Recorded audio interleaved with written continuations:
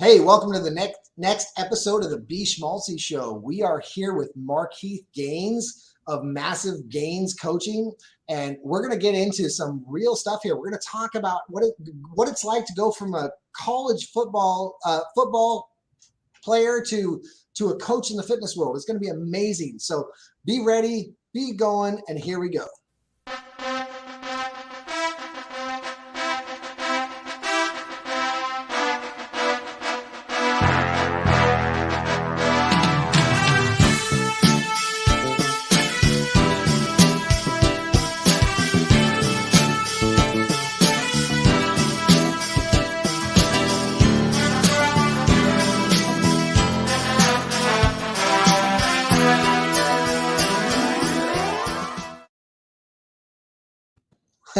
So those of you that don't know Markeith, this is my brother from another mother. Met him about 3.5 years ago at a workshop, and we've been friends, brothers ever since. We've helped each other grow. We've been growing together. This man has made massive action, taken massive action, made great things happen. And so if you want to look out for this guy, watch out for Markeith. Markeith has it going on. So here's a little bit about Markeith.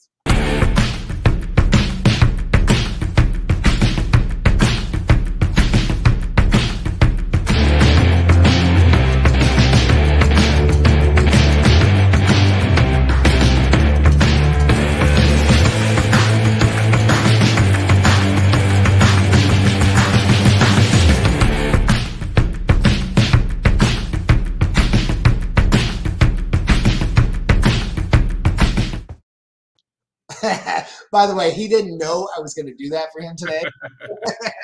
What'd you think about the video, my friend? Man, that was incredible, man. That was incredible. So tell us a little bit about your history. Tell us about, what it's like growing up as Markeith. At an early age, probably about 5 or 6, I identified that I wanted something different out of life. And I always had this dream that I was going to be an NFL player. I had my fair share of that, my fair experience of that. Didn't turn out, I would say, work out my best favor, but I think it worked out for the better because I'm able to impact people in a different way now. And as a child, man, I've always been the weirdo or the different one growing up. So I would ask some of the dumbest shit ever. You know what I'm saying? Because I was curious.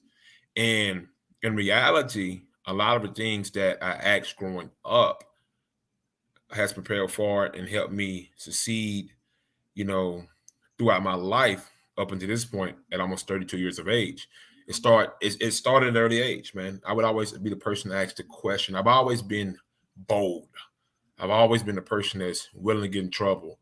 Hell, been terminated from 2 different jobs, you know what I'm saying? Because of what I believe in, you know what I'm saying? It's just always been a person that's been fearless.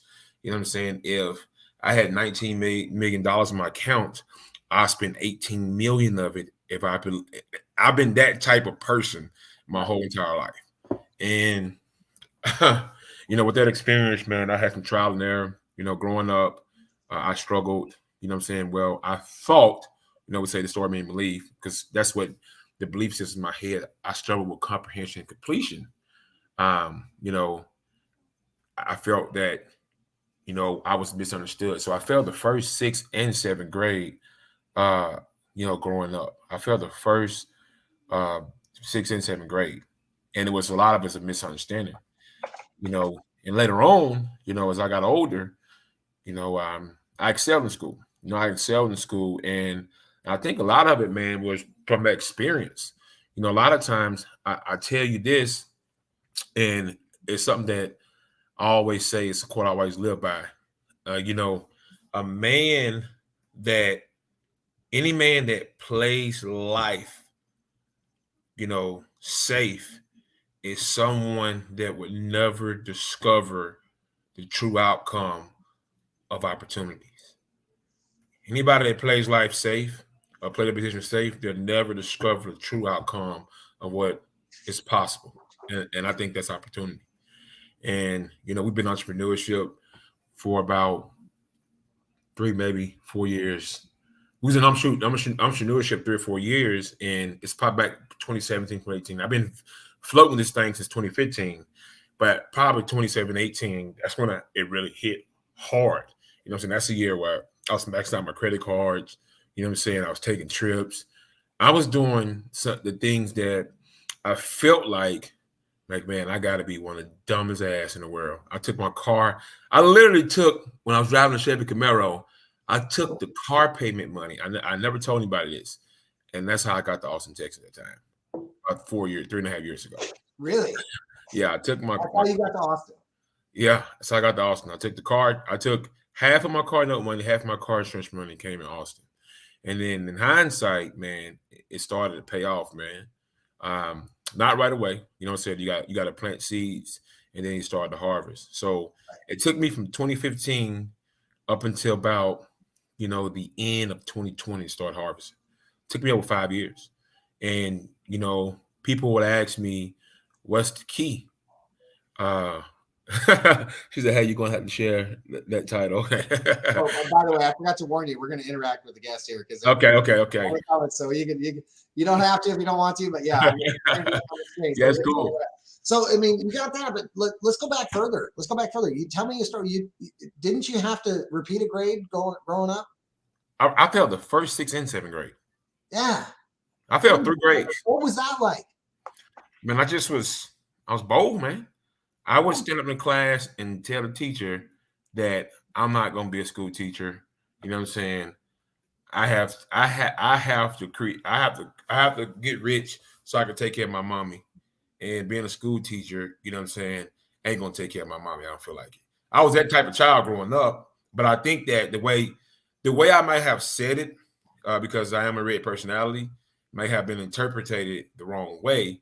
But my mouth a lot of times wrote a check my ass couldn't cash growing up. You know what I'm saying? So, and I meant well by a lot of things I said, but I think the tonality and the way I delivered them was misunderstood. But I mean well when I do say things, but I think sometimes the way I say things, you know what I'm saying, it's the red personality. And I'm not going to say it's the insensitiveness in the red personality. We're going to say that. But, that's the way I grew up, but I'm growing out of that now. So a lot of that backlash, a lot of that trial and error I had with failing those 3 grades was because at an early age, I identified that I was different.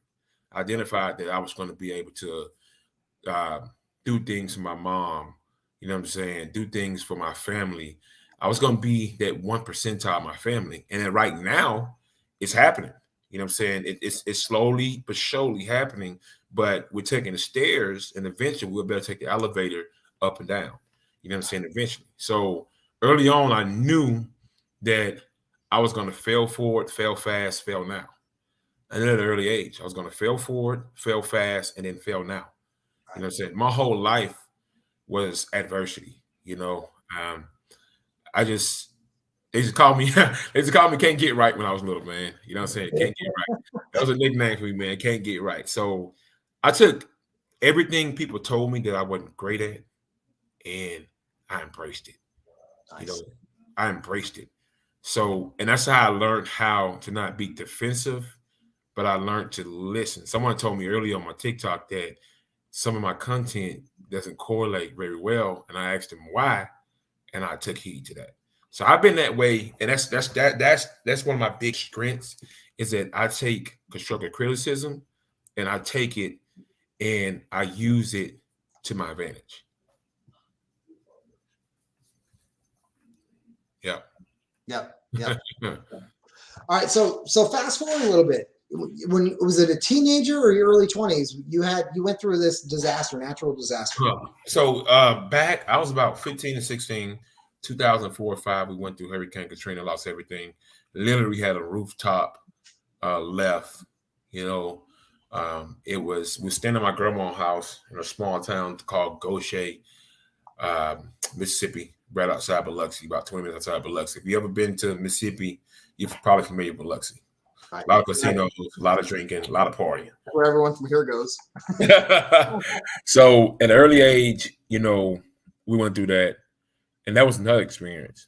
because what I thought I was going to spend the rest of my well-being at turned out that I wound up moving away, and years later, now I'm coming back periodically. But let me explain. Yeah. So we moved to a small town called Thomasville, Alabama. And before that, we were staying in my grandma's house during the hurricane. It's about 17, 18 of us. You know, we're scraping pennies, we're scratching pennies, maxing out credit cards. And this time, man, that's when, I don't know if you've had a military meal, like the things in the military. Man, that's some of the best shit ever. You realize what's really good when you ain't got shit. Right. and today, broke people don't know what broke is like. Yeah. Ramen noodles, hot dogs, and cheese is best shit. I used to love ramen noodles. 20 for $1. You buy the box. That's a steak and potato when you just want to eat. So we went through that, and it just really taught me a lot. You know, man, I saw the experience where we was warming up noodles with the generator on a electric or hot grill. We was cooking bacon on a grill. We was doing so many different things that I had never experienced.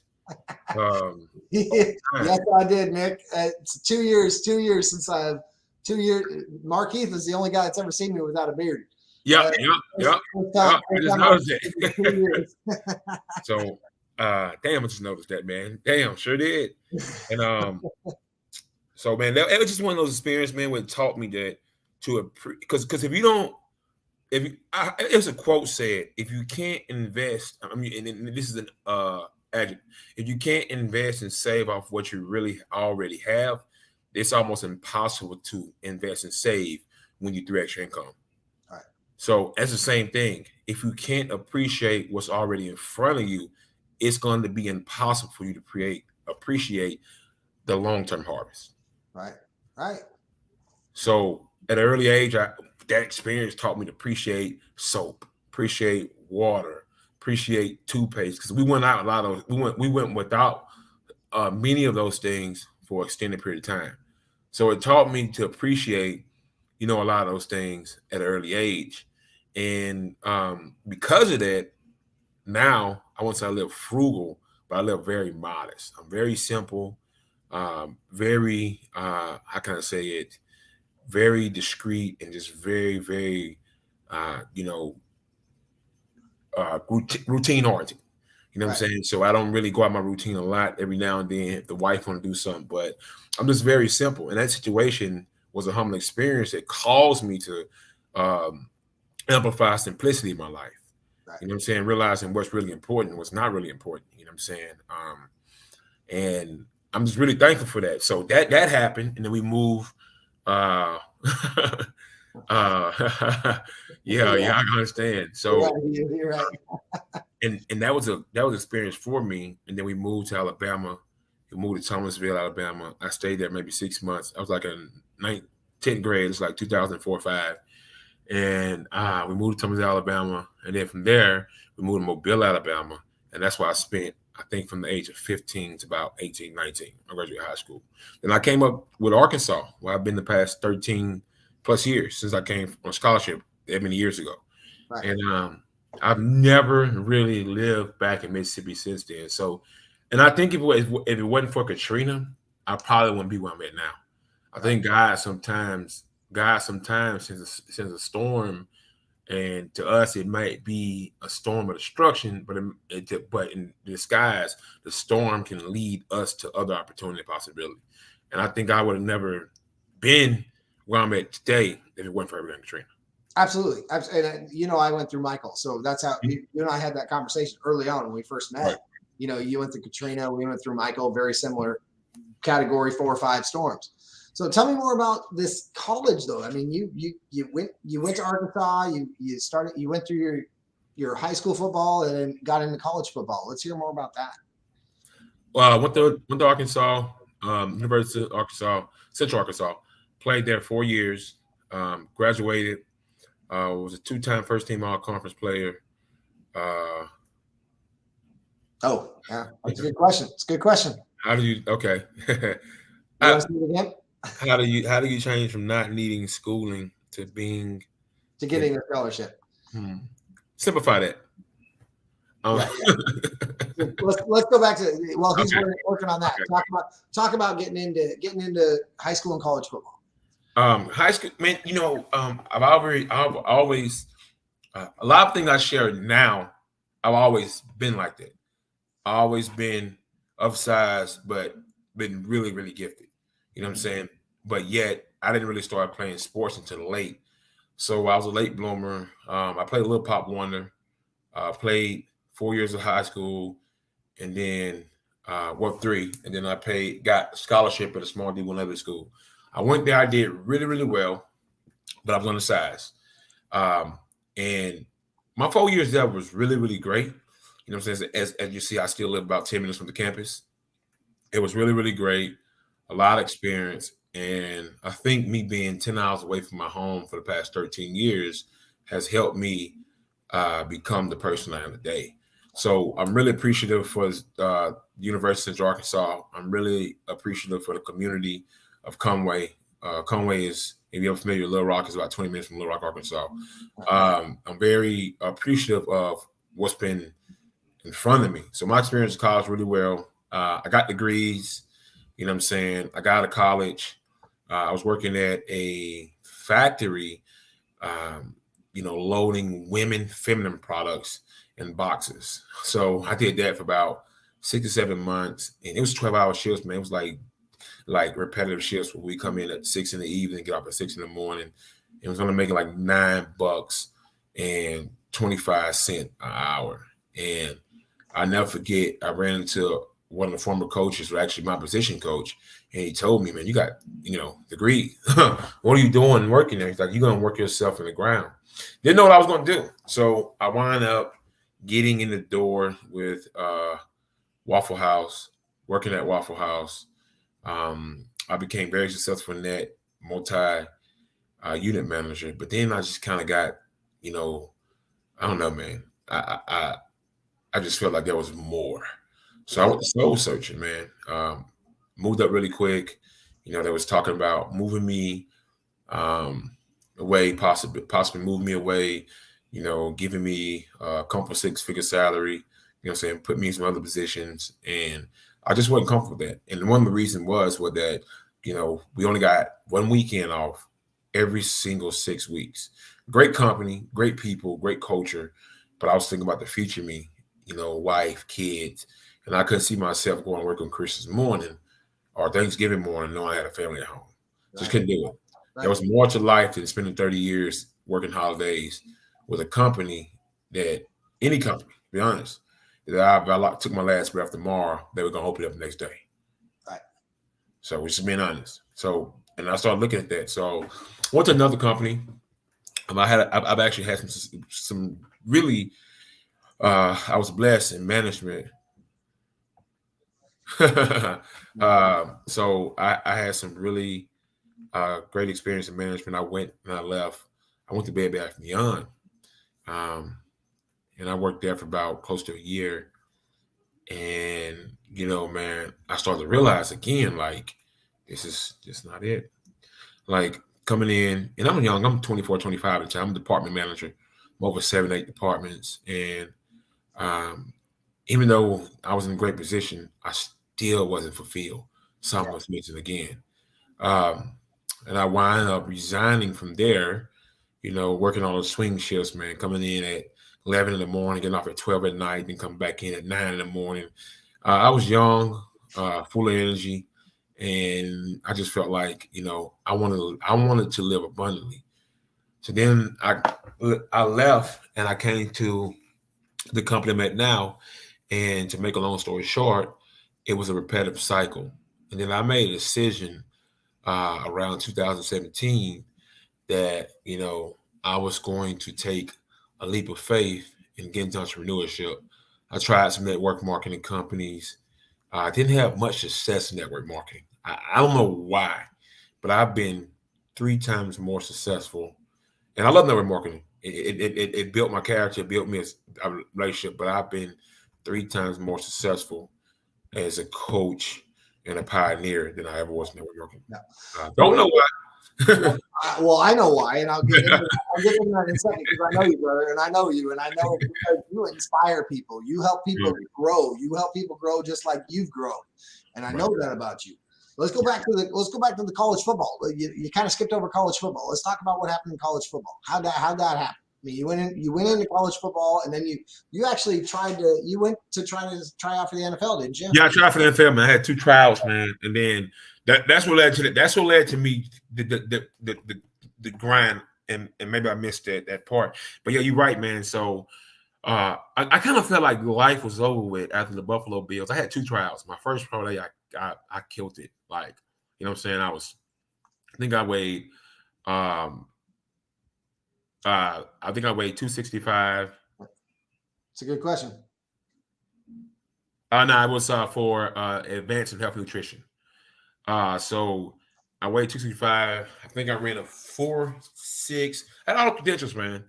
I just wasn't of size for what they wanted me to do.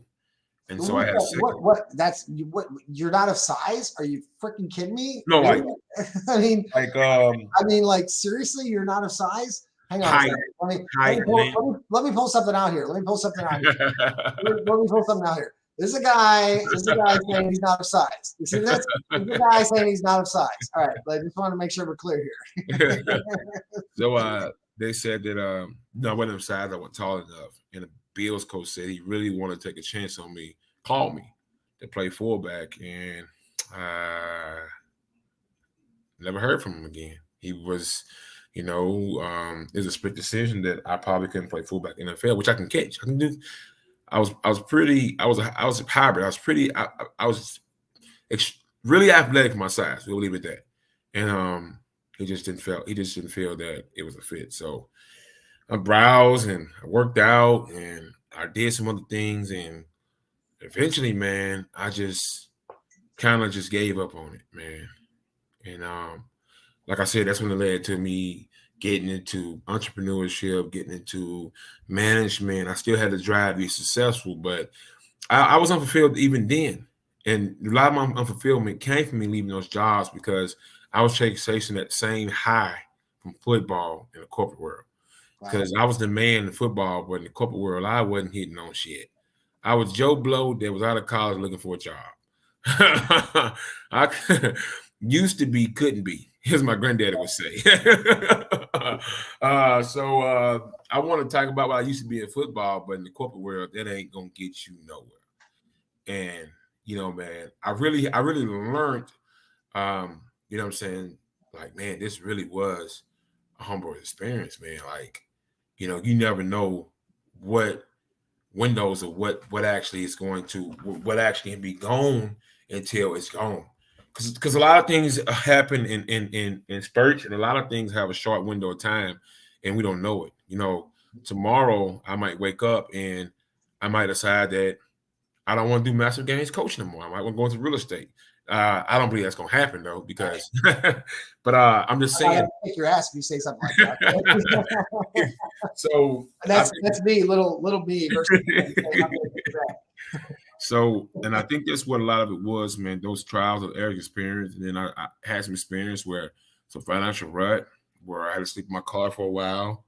I was behind on a lot of things. And all in all, man, I can say this, and this is from my personal experience, the process is gladly appreciated. And the result oftentimes, the result oftentimes controls our state of being. You know what I'm saying? Because we start with the result and we try to end the process instead of starting with the process and then letting the result take care of itself.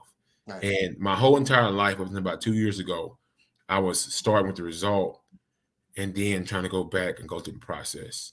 Right. So I would say I want to make $20,000 a month, and then I'll be looking to do anything to make $20,000, but I wouldn't be going through the process and planting seeds in order for it to happen. And it took me about a year ago or two to I just don't give a shit about the results anymore. Because if you're going through the process, that'll happen. And that's what happened with football. That's one another reason I feel like I didn't make it to the NFL because I was result driven and not process driven. I believe that's another reason why I had challenges in corporate America with management because I was results driven, not process driven. I believe that's why I failed entrepreneurship from 2015 up into 2020 because I was result driven, not process driven. Right. Well, I was answering Hugh there because I know you well enough to know, have you used your athletic training to drive your business? Yes, of course you have. I mean, that's Markeith Gaines, and we're going to get into that. Hugh, we're going to get into that, brother. So let's transition into that, man. I mean, you and I met in Austin, Texas in September of 2019.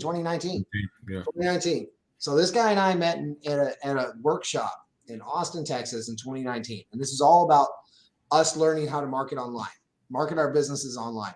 It was through social media primarily. And we both went kind of separate directions for a while. And then we both came back together because as a group, we all stayed in contact. And then, we're on one of our group calls. We're all staying in contact with each other. And I think it was Kelly and I that were talking about Steve, Steve Krivett. We're just talking about our coach. And Markeith is like, man, I need to meet this guy. I need to meet this guy. And so we put him in contact. And so take it from there. What happened after you started with Steve? In the beginning, when I first got with Steve, man, Steve used to just pause the mic. I was angry. I was frustrated. Man, I probably dropped the F-bomb our first 6 calls more times than ever in my life. I was, what the fuck is this? What the fuck is that? How come I do that? And he just used to sit there. He'd sit back in his chair and just look at me, man. I was frustrated, man. I had a lot of scarcity, and then we overcame that through time. So we overcame that. Man, it's crazy, man. We're 2 years working together. It made 2 years March 31st. So we just had our 2-year anniversary working together. And we got some other things in the works moving forward over the year. But man, the first 6 months, I was like, man, maybe it's not for me. I don't know, man. Is he really gonna get is he really gonna show me how to get through this shit? And a lot of it was on me, man. You know what I'm saying? First couple calls, first 4 or 5 months, man, I just was in a slump. And then toward the end of 2020, that first year of us working together, man, I made a huge transition, man. I transitioned completely out of that rut, man. And I had I don't know, man, I woke up one morning and I just decided that, I didn't want to be 40 pounds overweight no more. I didn't want to check a check no more. I didn't want to just kind of let the day take control of me instead of having a design routine. And man, I just went on a warpath. And let me remind everybody who we're talking about here, because Steve was actually on the show like 3 weeks ago. So for all y'all that know who we're talking about, this is the authentic coach that we had on like 3 weeks ago. Here's a little refresher. Florida, and I am a corporate business coach. So every single morning that I wake up, I have a reminder that pops up on my phone. Is it who are you going to bring value to today? Imagine for a moment a world that we could have that if people like yourself and myself spoke to one person every day and we spoke life into them.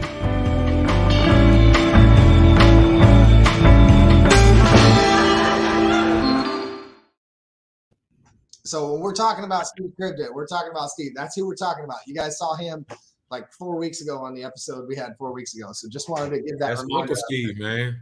Yeah. So I tell my mom, I gotta call you back. Uncle Steve finna get on Zoom with me. She said, well, damn it. They called me when you got off. I had her saying, I call when you get off on Uncle Steve. Well, I tell my girl, me and Uncle Steve. And she said, who the hell is Uncle Steve? It's funny because my wife's the same thing. So, I started working with Steve literally like 3 weeks after we were in that workshop together. So, 3.5, almost, God, we're pushing 4 years. Good God. But anyway, so we started right after that. And so now my wife, same thing. She's like, anytime something's coming up that, her and I are like, not necessarily, we don't argue necessarily, but we're not in agreement. She's like, she talked to Steve about this? I'm like, oh, God damn. Yeah, okay, fine. I'll text Steve. I'll call Steve. I mean, it's just like, that's the way it works now. So That's my guy, man. That's my guy.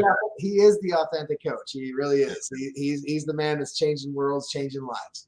Yeah, incredible person. Probably the best communicator I ever seen in coaching, and I bet my bottom dollar on that. Yep. Yes, I agree. All right, so let's shift gears, man. So we've talked about the past, we've talked about the history. Now you're starting to work with Steve. Let's talk about the spawn of Massive Gaines. Yo, that's actually was something that, be honest with you, man, I didn't know what direction I was going in. And then Steve. Did you got the shirt on, man? No, man, I got a Nike shirt on now. Oh, it's the same color. I thought it was yeah, man. Yeah, I got on that, but I got some old something that I do wear. But so make a long story short. No, go ahead and make it long. It's okay. Okay. Steve and I, came up with Massive Gaines idea. I don't know, man, top of 2021, I just started putting out a lot of unorthodox workouts. We're going to say that. So I stopped doing that, man, and Steve was like, this is massive, man. This is massive.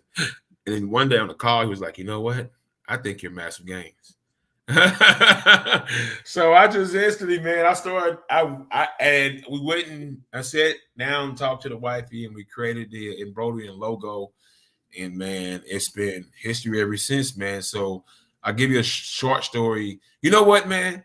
Even after that, I'll give you a story, man. Smart. I was out probably last Wednesday, and they say when you in routine, it pays off. And this we were talking about earlier, where imposter syndrome. Right. And guy approached me and say, Steve, because Steve used to say stuff and I wouldn't believe him. And the guy approached me and he goes, man, ain't you that guy that I saw on such and such and such? And I'm telling Steve about it, and Steve goes, well, what the fuck? You don't believe me? Oh man, so the Massive Gaines thing, man, it actually was complimentary, man. My hat goes out to Steve because he played a huge part in that. You know what I'm saying? We went and got it, patent and trademark and everything, because that was big, man. That was a big transition. And when I see people now, they ask me about, man, that was unique, the naming that you came up with. You know what I'm saying? A massive, and then your last name. You know what I'm saying? So it's been a incredible experience, man. And we went with Massive Gaines, and then we just transitioned, and we just GoDaddy, Massive Gaines coaching, and got all that taken care of as well too. Nice. So, man, it's been incredible, man. It's been really, really, really incredible. The experience, you know what I'm saying, with Massive Gaines, experience with Steve, hell, even experience with you when we was in a battlefield to get to level 1, L1. And from MLSP, man. So Massive Gaines, man, is not fitness. Massive Gaines is more so helping entrepreneurs transition, from a mental standpoint and then a physical. Because I can help you lose 60 pounds. Like, the fitness is second nature by default, and thank God. But the mindset of actually going through the Master Shred formula, you have to become a different person. Yeah. So the Master Shred formula, it has made a few people, walk away.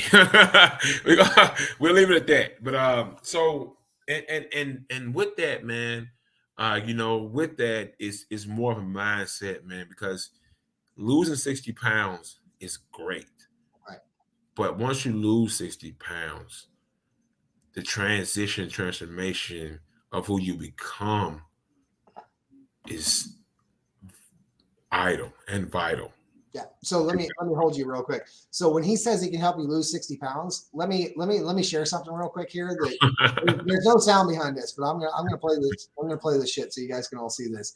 This is what we're talking about right here. This is look at this crap here. Look what this guy does. I mean, this guy's got the roller ball on the damn treadmill. Look at he's putting weights on it. I mean, come on. When he says he can help you lose 60 pounds, there's no doubt in my mind. Look at this. Look at this. I mean, I'm like worn out just looking at this, just watching this. I mean, I'm like, God, where do you come up with some of this stuff, man? Man, well, a lot of it came from when I caught COVID. I was in the house, man, and you know, I'm really driven. I'm really self-driven. Oh, I agree with that. And I'm really hard on myself. We talked about if we got a call. I'm extremely hard on myself. About that, by the way. Yeah. So I can be a big imposter. Even when things are floating in front of me, I still question them. And it can be staring me dead in the face, like, look at me. You know what I'm saying? So I was in the house, man, quarantine. And how I've been creating workouts. And make a long story short, man, I just started doodling, man. You know, we journal every day. That's the habit we picked up back at the workshop, and also doing a Wheel of Fortune and coaching with Steve as well too. So I started doodling, and in 7 days, man, I created 200 workouts. So what he means by so I made a commitment. I made a commitment on number one that by September, by the event, you know, by our September event, that Tony will be transformed. Tony will be back to 185. Man, you've been looking good, man. I've been seeing your weight loss. I've been seeing you go from like 230 to like 219 or something. Like 211 this morning. 211 this morning. So yeah, like 19 pounds. Good shit, man. Well, yeah, but when you first met me, so back, Hugh, to your point, when Markeith first met me, I was around 205. I mean, I was less than I am now when you met me in September, and I got even less than that when I went to the mastermind in November. I was at 190 pounds. I was the least I've been in since high school. And then I just like started getting into this online marketing, and then sat here at the computer and didn't do shit after that. You know, I was like, so now I'm like, okay, so I made a commitment before this event. I'm like, I'm going to be back to 185 pounds and in my shape that I want to be in. And so that when he talks about that, that's what he means. He's like, are you the one helping me get in my September? He's like, are you the one helping me get into my September body? No, he's not, but he's very inspirational. You saw the video I just played. You see that shit he does? That inspires anybody to get there. Or tires them out. I don't know which way you look at it. Right. So yeah. Thank you though. Appreciate it. And yeah, man, your videos just, I'm like, I get tired just watching your damn videos. I'm rooting for you, man. I'm rooting for you. You need both. Oh, he's eating cream and potato soup right now. Who is this man? She been on your ass like white on right. He's the man. He's awesome. But yeah, so now we're into Massive Gains. So let's keep elaborating on that. Let's explore that a little more. So you're working with Steve, you and your wife, you came up with Massive Gains. Steve's like, this is massive. You said Massive Gains. Let's go. Mm-hmm. So came up Massive Gains, and then we came up with a slogan. Oh, hang on real quick before you get into that. I think I might have a little something for you here. Okay.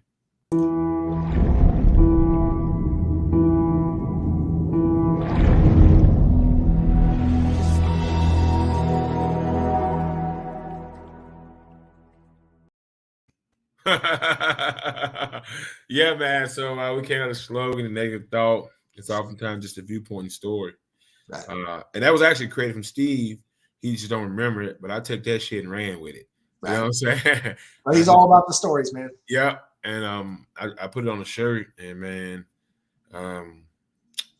yeah, man, just ran with it, and I just kind of branded it everywhere. And you know, man, it just Massive Gains. And then I just don't. But it was said that the work, you sure people want to work out with you? I said, man, I don't know, man. I'm not doing it. The goal with Markeith Gaines was never for me to actually get into fitness. I was just only showing people my journey and the 35-pound, 40-pound weight loss journey I had. And then, man, people kind of forced it on me. Like, to this day, I get like crazy DMs. I have to take time to go through them periodically. And, you know, man, it was never one thing. I was only supposed to lose 30 pounds and kind of just inspire people by showing my journey. And Markeith Gaines is supposed to be an inspirational thing. And it wound up turning to a corporation. So, by default, that's how it happened. Right. And so, I mean, keep going. I mean, so how's it going? I mean, you've had high school football stars. You've had, you know, all kinds of people that you're working with. Let's hear some more about that. How's it going, man? You know, I've actually helped people. Incredible says I had a guy. I won't disclose his name. He was 400 pounds, and probably the first month through the program, I helped him lose. First 2.5 months, he lost 19 pounds. You know, going through the massive shred formula, and then I got another guy as an athlete right now. I got him going through virtually, and he's doing a lot of the impulse movements. Got another guy out of he's from here, out of DC. I'm working with him. Athlete that I actually worked with about a year ago. He made honorable mention as a sophomore as a running back. That was a great experience.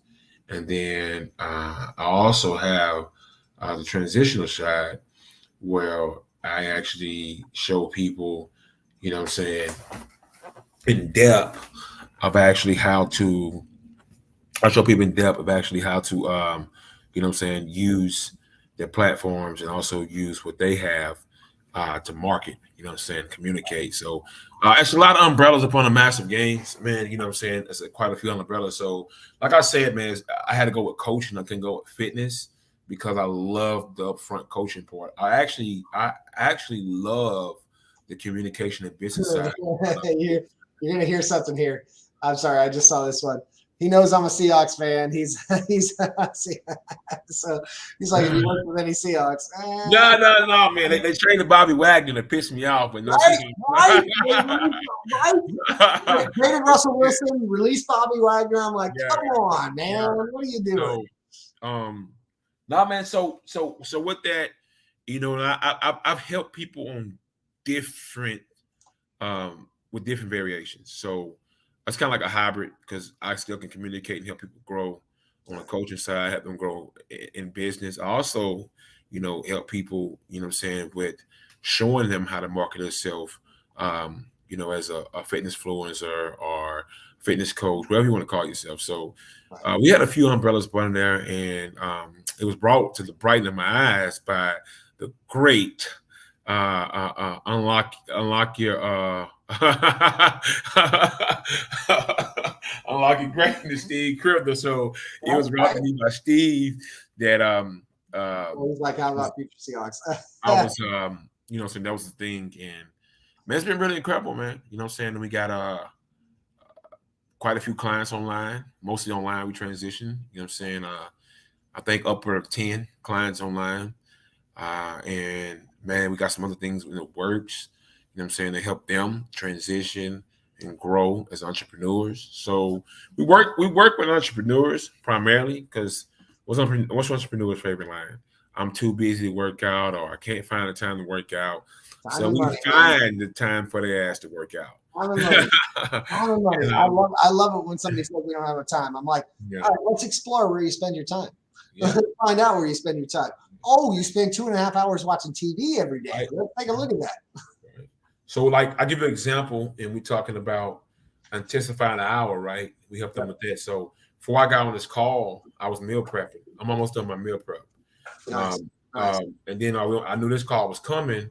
So as soon as this call is over with, I'm setting my timer. I'm going downstairs for a 45-minute workout. Nice. So I'm coming back up, getting a shower. I'm in the shower. I'm listening to my podcast with the waterproof earpods. Got those because I got those preferably because my time is limited. The shower. And then from there, I'm gonna set my timer for another hour and 15 minutes. I'm gonna work on my new portfolio for the program I'm going through. Oh, nice. So, like, and I think in moderation is like, if you're saying that, not to get off topic, and we talk about time, and I help them with that. Like, you look at 24 hours in a day. You know, and if it's not in the calendar, it doesn't exist. That's another thing we teach them too, about meal prepping, about reading, about if it's not in the calendar, it does not exist. It's just something you're going to get around to. We all know when we get around the shit, it can take 6 months. If you don't put a deadline on it, you ain't getting around to that shit. So I was talking to someone, potential client, and you can find out quick when people full of shit. Yeah. Because when you ask them for a date and time, you'll find out real quick who you're dealing with. So if this is a small nugget. So that was one of the things too, Tony. So, you know, with that and with everything that was actually going on and helping those people was that making them commit. So I think more of it is more of accountability, you know, making them commit. So that was a part of the Markeith Gaines coaching too. So I've ran a few people off because they don't want to commit. Because, you know, and the reason they don't want to commit is because they want to say, I told you so. Right. Because when there's a deadline in place, nobody wants to look like an ass for the deadline. So. Did you say Markeith Gaines coaching?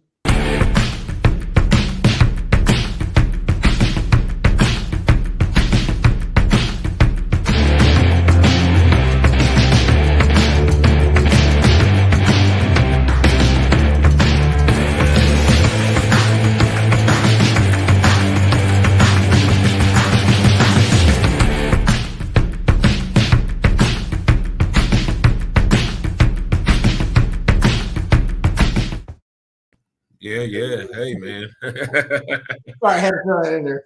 Yeah. So, and I think that's what it was for me. And you know, and you gotta simplify that you're there to help them, but their success is 100% their responsibility. Right, 100%. Personal responsibility is one of the biggest things I help teach people as well. Yeah. So I can give you the tools. I can give you ketchup, mayonnaise, mustard, buns, lettuce, tomatoes, toast, hamburger patties. But it's up to you to make the hamburger. Right. You can lead a horse to water, but you can't make them drink. That's right. So, and I think that's too, man. I make it clear that I'm here to help you. Like right now, the program, they give us the tools, but they make us put in the work. And the program is rapid fast. So actually I get called up here. I'm actually about 2 days behind. I went home, had some family emergency to take care of with my mom, something personal. So none of these guys know me without a beard. They're like, Last time I saw you got a beard is back toward the end of 2019, early 2020. Yeah, it's literally I've had one since almost the last time you and I met face to face. And he shaved it out the blue. Damn. It's just yesterday. Yesterday it was like I was just doing some trimming and I'm like, nah. I'm like, oh crap, here we go. Yeah. Yes, it's one of those in the moments. Right. Now my wife freaked out when I sent her a picture. She's like, "You need to grow that back." I'm like, all right. She likes the 5 o'clock shadow. Before we keep going here, we got a few minutes left, but I want to make sure and drop a spot in here. You know, you and I talked a little bit earlier. So we got this event coming up in September. You know, our man Steve's going to be sharing the stage with us, and people like Les Brown and Tom Ziegler and this guy Waldo Waldman and Laban Ditchburn, my partner in this. Hugh, I'll get to you in a second here. So I'm going to play a quick spot real quick. This guy Waldo Waldman put together a spot for our event coming up, and it's pretty cool. I want to make sure you guys get to see this today. So check this out, and then we'll come right back, Markeith. Okay. Hey, it's Colonel Waldo Waldman, the Wingman, Hall of Fame keynote speaker, combat decorated fighter pilot, and author of the national bestseller, Never Fly Solo. And I'm Laban Ditchburn, the world's best courage coach and author of Bet on You. We wanted to let you know that we're excited to be your wingman at the Upgrade Your Life Tour in beautiful Panama City Beach on the 17th and 18th of September. We're going to share some of the leadership strategies we learned as decorated fighter pilots and courage Top Guns on how you, as Top Gun entrepreneurs and sales leaders and business wingmen, can adapt to change, lead with courage, and build cultures of collaboration and trust. This program is going to be super high energy and an awesome opportunity for you to network and engage with others who are committed to growth and excellence, just like you. So pack your flight gear and get ready to push up the throttles in Panama City Beach on the 17th and 18th of September. Tickets are selling fast. Get yours today at upgradeyourlifetour.com. We look forward to flying with you. Yeah, so kind of a cool bit these guys put together. I mean, that's pretty badass right there. So anyway, keep going. I'm sorry to interrupt you. I just man. I was in tune, man. I was in tune. Hey, man, I'm always in tune, man. But yeah, so that was great keynote speak, great energy, very persuasive. Sold me right there. So man, yeah, so man, you have to be process driven, man, and not results driven. Back I was saying, and I think that's where a lot of it actually takes place. So, and also you have to be a stewardess, man. You have to be a stewardess. If you can't be a stewardess over what's already within front of you, then you won't be a stewardess over something that's beyond you. Uh-huh. So I think that's what actually has helped me help the people that I actually mentees, and also going to help the people to come that I mentor and mentee and actually grow them to help somebody else do the same thing. Right. Yeah, So a little, I'm gonna like backtrack you again. I've done that a couple times today. My bad. But you know, when you and I first met, you weren't married. How'd that go? I mean, we got a few minutes here. Let's go back here. So now you've got this wife. What happened? Were you with the same girl when you and I met? Yeah, I've been with the exact same young lady. Like, actually, here's the truth. I don't talk to her. Yeah, he's like I'm actually. Yeah,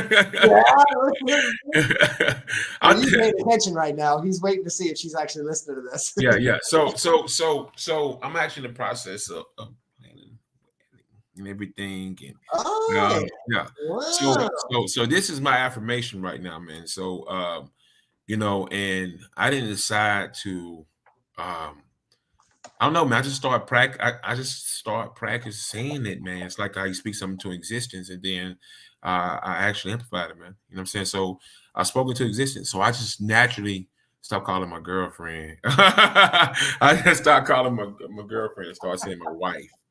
And then I started to take actions to position her as my wife. You know what I'm saying? And make her my wife. So that's how that actually went about, man. So when you speak something, within existence, it is a strong possibility that it comes into it. You speak something when you speak fruition, it comes to existence. That's all I'm looking for. Yes. You have to speak into your world. I mean, that's one of the biggest things. One of the biggest things I share with the people I'm around and my clients is that you have to speak it into your world. If you don't speak it into your world, if you continue to speak negativity into your world, guess what? You're going to get that. You know, when you speak positivity, speak things that are happening or that you want to happen, they're going to happen. But if you speak like, "Oh, woe is me, everything is against me," it's not going to happen. Right. Yeah, it was. It was awesome, wasn't it? So what's your goal? So you want boy, girl? What are you looking for? Baby John. Man, you know what, man? It is up in the air, man. My brother and sister, I'm the oldest with no kids. And my brother and sister them has they're working on a daycare center. So right now, so man, you know what, man? I would like to have a little boy, but something telling me I have a little girl. I don't know why. So I would like to have a little boy, but something's telling me I have a little girl. But kids are within the next year and a half, 2 years. Wow. You know, we're planning everything out. Uncle Steve.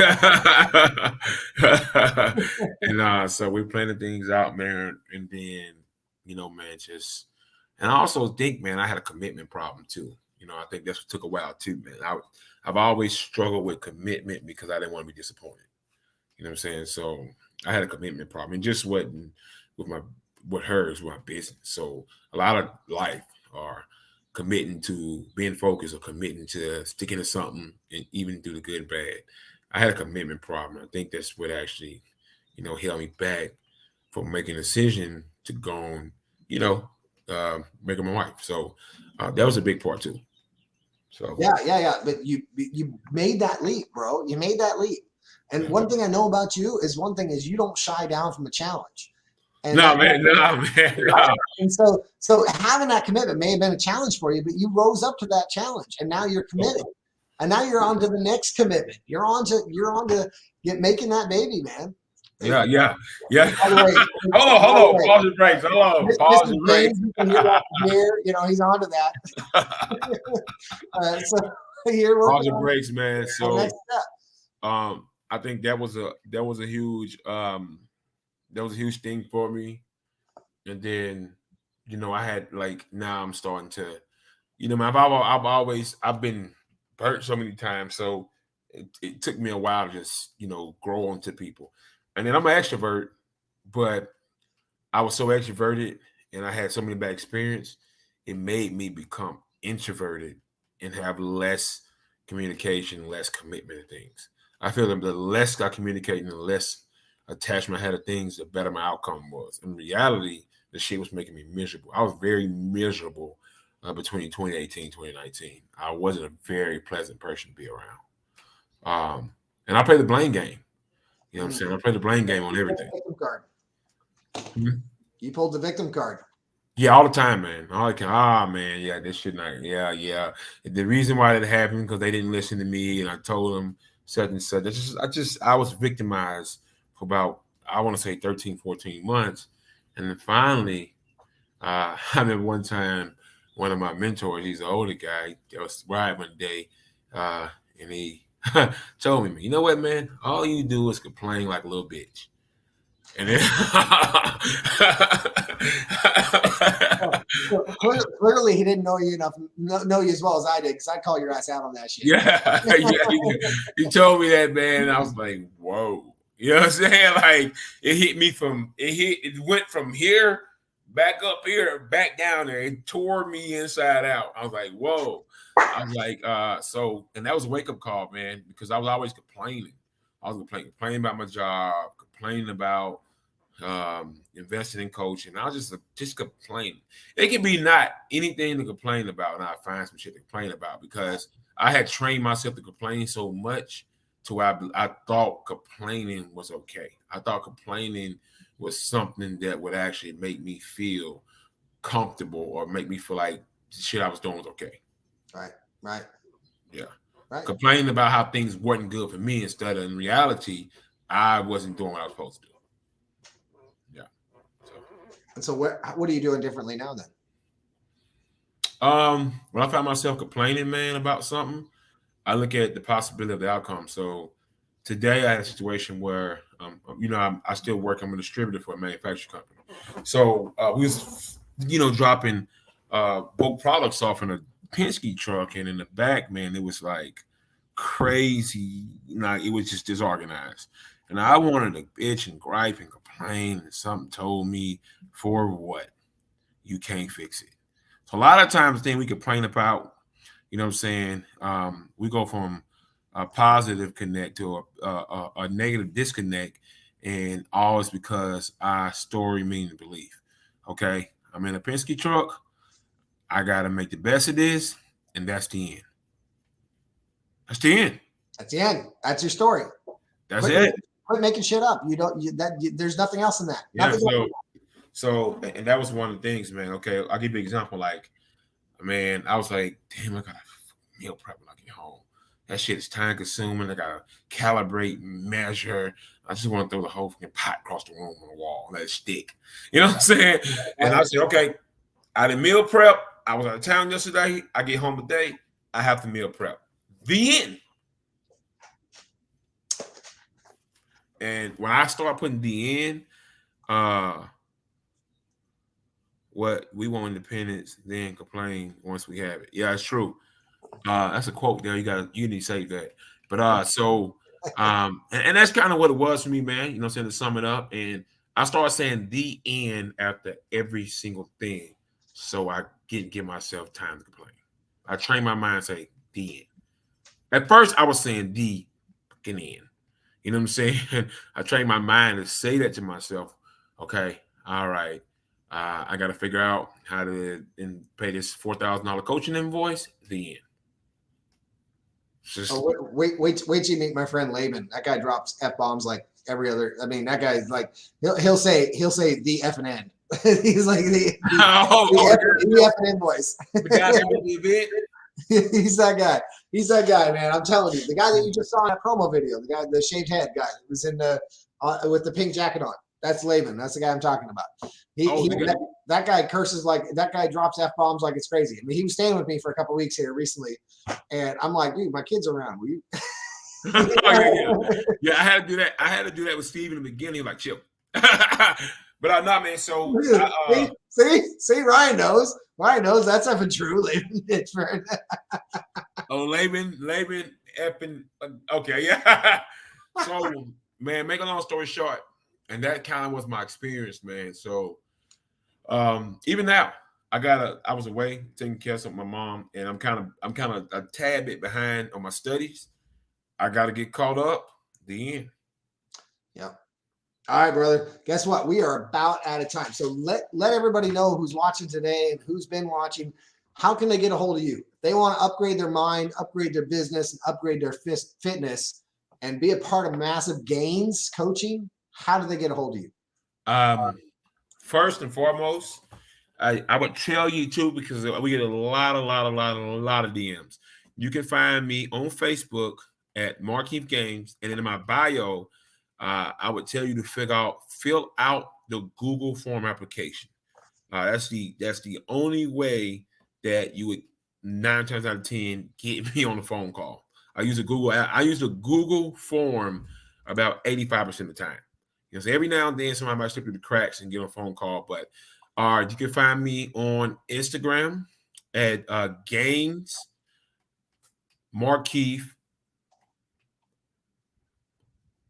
And then you can find me on I said it's Massive Gains with Markeith. That's what I was trying to say. Yeah. You find me on Instagram, Massive Gains with Markeith. And then you can find me on TikTok at mgains90. You know what I'm saying? And all my bios, whichever one you go to, the Google form is in my bio. The only way that, I have conversations with people is through the Google form. And it's not to be an ass or be rude. It's because I need that for organization. You know what I'm saying? So it helps me stay organized, and I can go. And also when people fill it out and tell me the problems they have, you know what I'm saying, with fitness or whatever the case may be, with personal goals, we have it in the system so we can go back and look and review, and then we come to the phone call. We won't have to, spend too much time dissecting. We can go straight in and already know exactly what the problem is, so we can attack the problem. Right, exactly. All right, I'm going to put it here in the chat so people have the Google Doc form. You guys can go there and check that out with Markeith Gaines. Massive Gains coaching, my brother from another mother. Love this man to death. Swear to God, if you guys do not check him out, I will personally come through the screen and kick your ass myself. You guys need to check this guy out. So that's what we got tonight for the B Schmaltzy Show. So thanks for joining us, and we'll see you again on the next round of the B Schmaltzy Show.